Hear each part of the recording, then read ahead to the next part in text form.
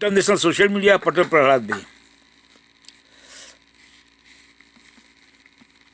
आज इस बुलेटिन में बात होगी वक्फ कानून पर सुप्रीम कोर्ट से मोदी सरकार को लगे झटके की, गुजरात में चल रहे कांग्रेस के अधिवेशन की, देखेंगे सावरकर मामले में राहुल गांधी को कैसे मिली बड़ी जीत, क्यों सुप्रीम कोर्ट ने लगाई मोदी सरकार को फटकार, जानेंगे भाजपा पर लगे दलित विरोधी सोच होने के आरोप को, और बुलेटिन के आखिर में देखेंगे जाने माने कार्टूनिस्ट इरफान की किस खबर पर पड़ी तिरछी नजर। लेकिन दिन भर की तमाम बड़ी खबरों से पहले एक नजर आज की सुर्खियों पर। ममता बनर्जी को मिला राहुल गांधी का साथ, कांग्रेस सांसद राहुल गांधी ने राष्ट्रपति मुर्मू को लिखी चिट्ठी, 25,000 शिक्षकों की नौकरी रद्द होने के मामले में की हस्तक्षेप की मांग। महाराष्ट्र में जारी नाम बदलने का सिलसिला, औरंगजेब के मकबरे वाले शहर का नाम किया गया रत्नापुर। फडणवीस सरकार के ऐलान पर बोले सपा नेता अबू आजमी, ये जरूरी मुद्दों से ध्यान भटकाने की कोशिश। यूपी के संभल की शाही मस्जिद का बदला नाम, अब जामा की जगह जुमा लिखा जाएगा। एएसआई ने तैयार करवाया नया board. What would life be like? Share बाजार में तेजी, 1089 अंकों की तेजी के साथ 74,227 पर बंद हुआ सेंसेक्स, तो 374 अंकों की तेजी के साथ 22,535 पर बंद हुआ निफ्टी। ये तो थी सुर्खियां, अब बात आज की सबसे बड़ी खबर की। वक्फ बिल को लेकर देश भर में विरोध प्रदर्शन देखने को मिल रहा है। मोदी सरकार अब अपनों के ही निशाने पर आ गई है और अब तक 15 से ज्यादा याचिकाएं कोर्ट में लग चुकी हैं, जिसमें बीजेपी के सहयोगी जेडीयू के नेता भी शामिल हैं। ऐसे में मामले की गंभीरता को देखते हुए सुप्रीम कोर्ट ने याचिकाओं की सुनवाई के लिए तारीख दे दी है। तो कब होगी सुनवाई, देखिए रिपोर्ट। वक्फ संशोधन अधिनियम 2025 के खिलाफ देश भर में बवाल मचा हुआ है। विपक्ष और मुस्लिम संगठन तो इसका विरोध कर ही रहे हैं, साथ ही एनडीए के सहयोगी भी इस कानून के खिलाफ है, जिससे सरकार मुश्किल में फंस गई है। और इन सब के बीच सरकार को एक और करारा झटका लगा है, क्योंकि दावा किया जा रहा है कि दाखिल याचिकाओं पर सुप्रीम कोर्ट 15 अप्रैल को सुनवाई कर सकता है। सीनियर एडवोकेट कपिल सिब्बल, अभिषेक मनु सिंघवी और निजाम पाशा ने कोर्ट से जल्द सुनवाई का अनुरोध किया था। राष्ट्रपति की मोहर लगने के बाद भी वक्फ कानून की वैधता के खिलाफ सुप्रीम कोर्ट में 15 से ज्यादा याचिकाएं दायर की गई है। विपक्ष और मुस्लिम संगठनों के अलावा अब जेडीयू के नेताओं ने भी सुप्रीम कोर्ट का रुख किया है। बता दें कि परवेज सिद्दीकी ने कानून के खिलाफ याचिका दायर की है। याचिकाकर्ताओं का कहना है कि ये संशोधन भेदभावपूर्ण है और संविधान के आर्टिकल 25 का उल्लंघन करता है। इससे पहले यानी 7 अप्रैल को मुख्य न्यायाधीश संजीव खन्ना ने तत्काल सुनवाई से मना किया था, लेकिन कहा था कि याचिकाओं को जल्दी ही लिस्ट किया जाएगा। और अब सुप्रीम कोर्ट की वेबसाइट पर सुनवाई की अनुमानित तारीख 15 अप्रैल लिखी हुई है। इसके अलावा इस कानून को लेकर जम्मू कश्मीर विधानसभा में बवाल मचा हुआ है। नेशनल कॉन्फ्रेंस के विधायकों ने सदन में बिल पर चर्चा की मांग करते हुए नारेबाजी की। इस दौरान नेशनल कॉन्फ्रेंस और भाजपा विधायकों के बीच धक्का मुक्की भी हुई। वहीं इससे पहले नेशनल कॉन्फ्रेंस के विधायक ने सदन में वक्फ कानून की कॉपी फाड़ दी थी। यानी देश भर में विरोध तेज होता जा रहा है। ऐसे में अब सभी की निगाहें सुप्रीम कोर्ट पर टिकी हुई है। वक्फ बिल को लेकर मोदी सरकार बुरी तरह फंसी हुई है, क्योंकि विपक्ष को अब सत्ता पक्ष के लोगों का साथ भी जो मिल रहा है। वक्फ पर तो सरकार घिरी हुई है ही, इन सबके बीच कांग्रेस मोदी शाह के गृह राज्य में उनको घेरने की रणनीति पर काम कर रही है। इसके तहत पार्टी का 2 दिवसीय अधिवेशन गुजरात में चल रहा है, जिसका आज पहला दिन था। तो कार्यक्रम में कौन कौन हुआ शामिल और किस किस मुद्दे पर हुई चर्चा, जानने के लिए देखिए रिपोर्ट। कांग्रेस का 64वां 2 दिवसीय अधिवेशन गुजरात के अहमदाबाद में शुरू हुआ। ये अधिवेशन सरदार वल्लभ भाई पटेल की 150वीं जयंती और महात्मा गांधी के कांग्रेस अध्यक्ष बनने की 100वीं वर्षगांठ के अवसर पर आयोजित किया गया है। अधिवेशन के पहले दिन कांग्रेस वर्किंग कमेटी की 4 घंटे की बैठक हुई, जिसमें 158 सदस्य शामिल हुए। इस बैठक में पीसीसी चेयरपर्सन सोनिया गांधी, कांग्रेस अध्यक्ष मल्लिकार्जुन खड़गे और कांग्रेस सांसद राहुल गांधी भी मौजूद रहे। बैठक के बाद सभी सदस्यों को पटेल अलाइव पुस्तक भेंट की गई और सरदार पटेल स्मारक के बाहर फोटो सेशन हुआ। वहीं पार्टी प्रवक्ता जयराम रमेश ने बताया कि बैठक में सरदार पटेल पर विशेष चर्चा हुई और एक प्रस्ताव पारित किया गया। उन्होंने कहा कि पटेल और जवाहरलाल नेहरू आधुनिक भारत के निर्माता थे और दोनों के बीच मतभेद का दावा झूठा है। जयराम रमेश ने गांधीवादी संस्थाओं पर हमले और किसानों की अनसुनी मांगों को पटेल का अपमान बताया। वहीं केसी वेणुगोपाल ने इस बैठक को ऐतिहासिक बताया, क्योंकि गुजरात में 64 साल बाद कांग्रेस का अधिवेशन हो रहा है। इससे पहले 1961 में भावनगर में कार्यक्रम हुआ था। गुजरात आजादी की लड़ाई का महत्वपूर्ण केंद्र रहा, जहां नमक सत्याग्रह, बारदोली और खेड़ा आंदोलन हुए। प्रियंका गांधी पहले दिन अहमदाबाद नहीं पहुंची, लेकिन मुमकिन है कि वो 9 अप्रैल को अधिवेशन में शामिल होंगी। अब 9 अप्रैल को साबरमती रिवर फ्रंट पर मुख्य अधिवेशन होना है, जिसमें 1700 से ज्यादा कांग्रेसी नेता शामिल होंगे। इसकी थीम न्याय पथ, संकल्प, समर्पण और संघर्ष है। इसके लिए एक वीवीआईपी डोम तैयार किया गया है, जहां खरगे, सोनिया और प्रियंका जैसे वरिष्ठ नेताओं की मौजूदगी होगी। ये अधिवेशन गुजरात में कांग्रेस संगठन को मजबूत करने और 2027 के विधानसभा चुनावों के लिए रणनीति बनाने की दिशा में अहम कदम है। बुधवार को 2 प्रमुख मुद्दों पर चर्चा होगी, जिसमें नेहरू पटेल संबंधों को भी रेखांकित किया जाएगा। यानी देखा जाए तो इस अधिवेशन के जरिए कांग्रेस ने एक तरह से 2027 के गुजरात चुनावों के लिए अपनी तैयारी शुरू कर दी है, जिससे राज्य में बीजेपी की मुश्किलें बढ़नी तय है। अधिवेशन के जरिए कांग्रेस गुजरात मॉडल की पोल खोलने की कोशिश करेगी। वैसे पोल तो अब सावरकर मामले में भी राहुल गांधी खोलेंगे और अब कोर्ट के सामने सबूतों के साथ अपनी बात रखेंगे, क्योंकि पुणे कोर्ट ने राहुल गांधी की मांग को स्वीकार करते हुए बड़ा फैसला लिया है। आखिर क्या है कोर्ट का फैसला, जाने रिपोर्ट में। पुणे की एक अदालत ने लोकसभा में विपक्ष के नेता राहुल गांधी की एक याचिका को मंजूरी दे दी है। उन्होंने विनायक दामोदर सावरकर पर टिप्पणी को लेकर चल रहे मानहानि मामले में समरी ट्रायल को समन ट्रायल में बदलने की मांग की थी, ताकि इस मामले के ऐतिहासिक तथ्यों और साक्ष्यों पर बहस की जा सके। अब इस याचिका को कोर्ट ने मंजूर कर लिया है। इसे कांग्रेस के लिए एक बड़ी जीत के तौर पर देखा जा रहा है, तो इससे बीजेपी की परेशानी बढ़नी तय मानी जा रही है। कांग्रेस सांसद राहुल गांधी इस दौरान बीजेपी को घेरने की कोशिश करेंगे। कोर्ट में मानहानि मामले की सुनवाई के दौरान अधिवक्ता मिलिंद पवार ने राहुल की तरफ से एक आवेदन दायर कर इस मामले की सुनवाई समरी ट्रायल के बजाय समन ट्रायल के रूप में करने की मांग की, जिसे बाद में स्वीकार कर लिया गया। अधिवक्ता ने तर्क दिया कि ये मामला कुछ ऐतिहासिक घटनाओं पर निर्भर करता है। सावरकर ने स्वतंत्रता प्राप्ति में कितना और कैसे योगदान दिया, सावरकर ने कितनी किताबें लिखी, मुसलमानों के बारे में सावरकर के क्या विचार थे, सावरकर का अंग्रेजों से क्या संबंध था। इस मामले में बचाव पक्ष को ऐसी कई ऐतिहासिक घटनाओं पर जिरह करनी होगी।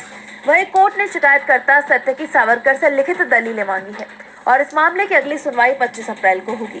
आपको बता दें कि सावरकर के खिलाफ कथित भाषण के लिए उनके पोते सत्यकी सावरकर ने राहुल गांधी के खिलाफ मानहानि का मामला दायर किया था।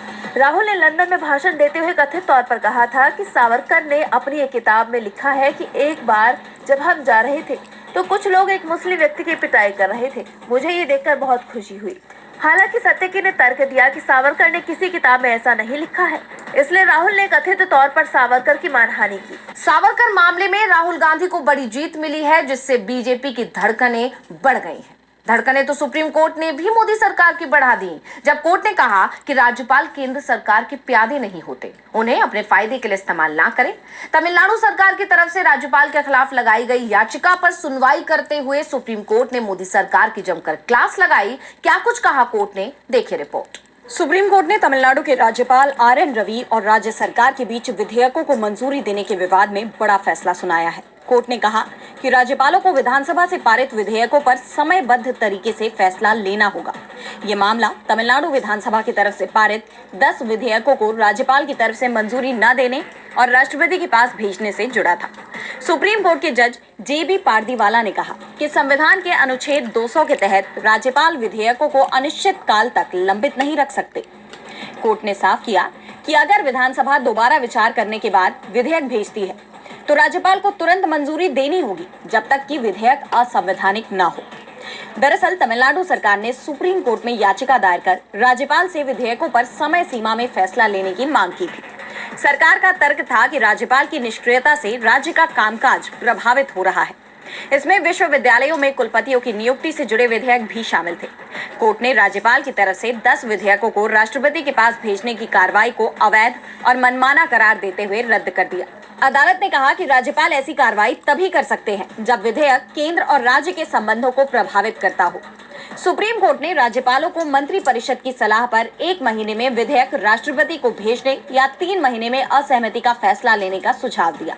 कोर्ट ने कहा कि ये समय सीमा मनमानी निष्क्रियता को रोकने के लिए जरूरी है।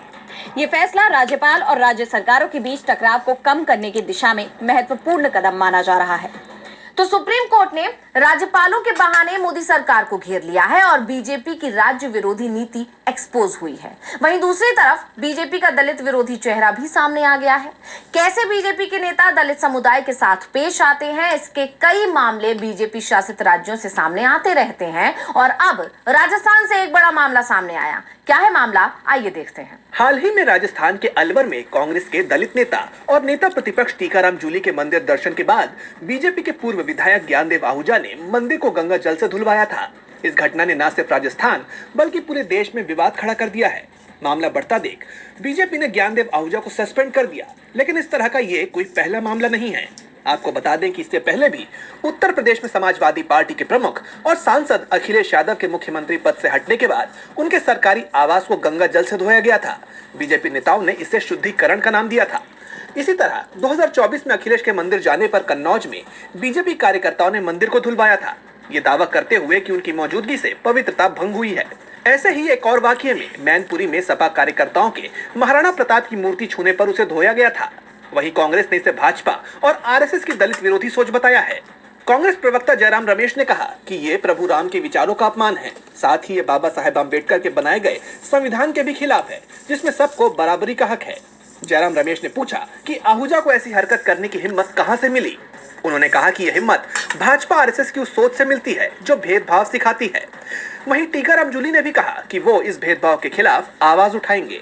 कांग्रेस ने मांग की है कि भाजपा इस घटना के लिए माफी मांगे। ये मामला पूरे देश में चर्चा का विषय बन गया है।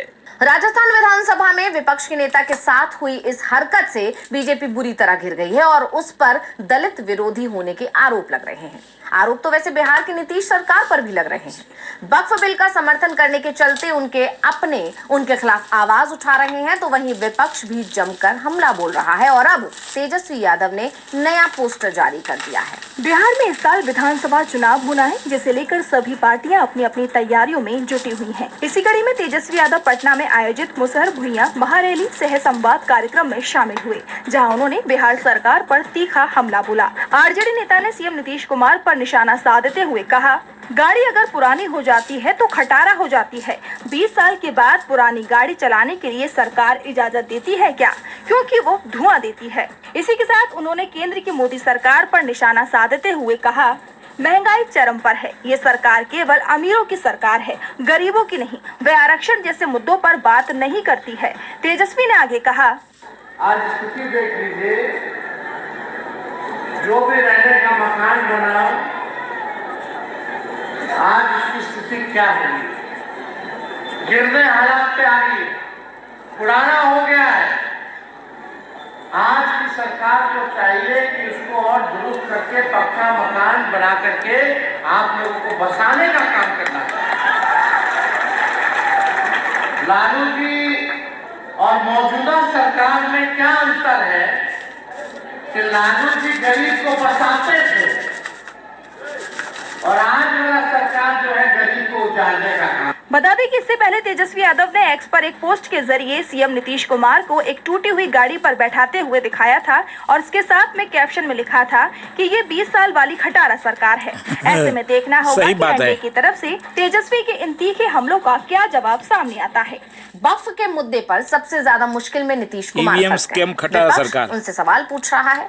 वैसे सवाल तो देश भी पूछ रहा है मोदी सरकार से कि आखिर वो अमेरिका के आगे नतमस्तक क्यों है। टैरिफ बम को लेकर पहले ही बवाल मचा हुआ है और इस बीच ट्रंप का एक और बड़ा फैसला सामने आया है जिसका असर 3 लाख भारतीय छात्रों पर पड़ेगा। तो क्या है ट्रंप का वो फैसला, ये जानते हैं इस रिपोर्ट में। अमेरिकी राष्ट्रपति डोनाल्ड ट्रंप के फैसलों से पूरी दुनिया में बवाल मचा हुआ है। ट्रंप ने भारत समेत कई देशों पर रेसिप्रोकल टैरिफ की घोषणा की है, जो 9 अप्रैल से लागू होने जा रहे हैं। ट्रंप के फैसले से वैश्विक बाजारों में भारी उथल-पुथल मची हुई है। कई निवेशकों के पैसे डूब गए, लेकिन ना तो ट्रंप अपने फैसले पर दोबारा विचार करने के लिए तैयार है और ना ही दूसरे देशों का पलटवार थम रहा है। अब ट्रंप ने चीन पर 50% अतिरिक्त टैरिफ की धमकी दी, तो चीन ने इसे गलती पर गलती करार देकर आर पार की लड़ाई ठान ली। वहीं यूरोपीय संघ ने भी 25% जवाबी टैरिफ का प्रस्ताव रख दिया।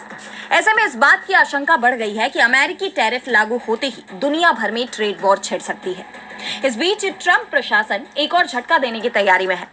अमेरिका में एक नया बिल पेश किया गया है जिसके तहत छात्रों के लिए ऑप्शनल प्रैक्टिकल ट्रेनिंग यानी ओपीटी खत्म करने का प्रस्ताव दिया गया।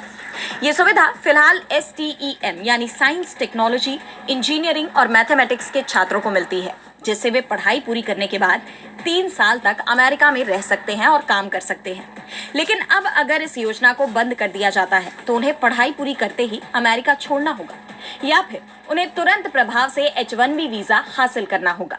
यानी एक तरह से ट्रंप प्रशासन ने उनके सपनों की उड़ान पर रोक लगाने की तैयारी कर ली है।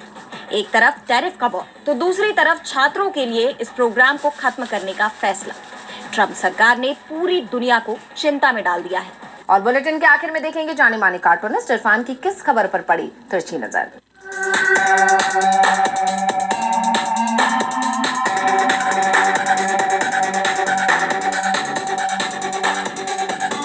कल मोदी सरकार ने जनता पर एक नया बोझ डाल दिया। 50 रुपए एलपीजी सिलेंडर पर और 2 रुपए डीजल और पेट्रोल पर बढ़ा दिए।